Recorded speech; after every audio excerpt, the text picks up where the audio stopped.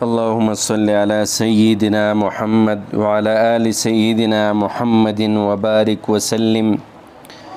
میرے عزیز بھائیوں اور مسلمانوں، ایک شخص جس کا نام زرعہ تھا، اس نے میدان کربلا میں سیدنا حضرت حسین رضی اللہ عنہ کو تیر مار کر پانی کی طرف جانے سے روک دیا تھا اور اپنے تیر سے آپ کی گردن کو زخمی کر دیا تھا۔ اس عمل پر سیدنا حسین رضی اللہ عنہ کی زبان سے یہ بد دعا نکلی کہ اے اللہ اسے پیاسا کر دے، اے اللہ اسے پیاسا کر دے۔ راوی کہتا ہے کہ مجھ سے اس شخص نے بیان کیا جو زرعہ کے مرض الموت میں اس کے پاس حاضر تھا کہ اس کا عبرتناک حال یہ تھا کہ وہ بیک وقت پیٹ کی طرف سخت گرمی اور پیٹ کی طرف سخت سردی محسوس کر کے چیخ رہا تھا۔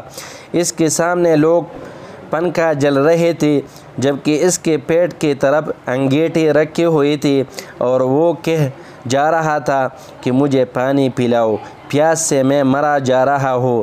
چنانچہ ایک بہت بڑا ٹب لایا گیا جس میں ستو یا دودھ تھا۔ وہ اتنا زیادہ تھا کہ 5 آدمی مل کر بھی نہ پی پاتے، مگر وہ سب اکیلا ہی پی گیا اور پھر بھی پیاس پکارتا رہا۔ اس کا پیٹ اونٹ کے پیٹ کی طرح بڑا ہو گیا تھا۔ اللہم احفظنا منہ نعوذ باللہ من ذالک۔ جان ایک امانت ہے۔ انسان کو سب سے زیادہ گھمنڈ تو اپنے جان پر ہے، اپنے شنوانی اور بینائی پر ہے، اپنے قوت عقل اور گویائی پر ہے، لیکن یہ سب کچھ بھی اس کا نہیں ہے۔ اس لیے انسان کو یہ اختیار نہیں ہے کہ وہ اپنے جان کو ہلاکت میں ڈالے، نہ اسے یہ اختیار ہے کہ وہ اپنے آپ کو زخمی کرے یا اپنے اعضاء کو کاٹے، بلکہ اپنے آپ کو ہلاکت میں ڈالنا خودکشی ہے، اور خودکشی کرنا اسلام کی نظر میں ناقابل معافی جرم ہے۔ خودکشی کرنے والے کے بارے میں رسول اللہ صلی اللہ علیہ وسلم نے فرمایا، جس نے اپنے جان کو ہلاک کیا قیامت میں اس کو بھی عذاب دیا جائے گا کہ جس طرح اپنے جان کو ہلاک کیا، اسی طرح دوزخ میں اپنے جان کو ہلاک کرتا رہے گا۔ جس نے اپنے آپ کو پہاڑ سے گرایا وہ پہاڑ سے گرایا جاتا رہے گا، اور جس نے زہر پیا وہ زہر پلایا جاتا رہے گا، اور جس نے اپنے آپ کو چھری سے قتل کیا وہ چھری سے ذبح ہوتا رہے گا۔ قرآن کریم میں ارشاد ہے وَلَا تُلْقُوا بِأَيْدِيكُمْ إِلَى التَّهْلُكَةِ۔ حضرت جابر رضی اللہ عنہ نے فرمایا کہ ایک زخمی آدمی نے اپنے گلے میں تیر بھون کر خودکشی کر لی تو حضور صلی اللہ علیہ وسلم نے اس کی نماز جنازہ پڑھنے سے انکار کر دیا۔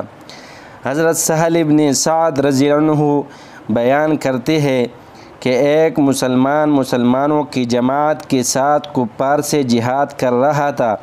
آپ نے اسے دیکھ کر فرمایا ہماری جماعت میں یہ جہنمی ہے۔ لوگوں کو حضور صلی اللہ علیہ وسلم کی اس کے کلام پر تعجب ہوا کہ ایک مسلمان جو جہاد میں شریک ہے جہنمی کیسے ہوگا؟ چنانچہ ایک شخص نہایت خاموشی کے ساتھ اس کی نگرانی کرنے لگا، یہاں تک کہ وہ شخص زخموں سے چور ہو کر زمین پر گر پڑا اور زخموں کو تکلیف نہ برداشت کرتے ہوئے اپنے تلوار سے خود ہی اپنے گردن کاٹ ڈالی، تو وہ جو نگرانی کر رہا تھا بھاگا ہوا سرکار صلی اللہ علیہ وسلم کی خدمت میں حاضر ہوا اور سارا واقعہ بیان کیا۔ سرکار دو جہان صلی اللہ علیہ وسلم نے ارشاد فرمایا، آدمی پوری عمر اچھی کام کرتا ہے لیکن آخر وقت میں اس سے ایسا فعل ہو جاتا ہے جو جہنم میں جانے کا سبب بن جاتا ہے۔ عبداللہ ابن مسعود رضی اللہ عنہ سے روایت ہے کہ رسول اللہ صلی اللہ علیہ وسلم نے فرمایا، لیس منا من ضرب الخدود وشق الجیوب ودعا بدعوى الجاہلیہ، کہ وہ شخص ہم میں سے نہیں جو رخسار پیٹے گریبان چاک کرے اور دور جاہلیت کی سی باتیں کرے۔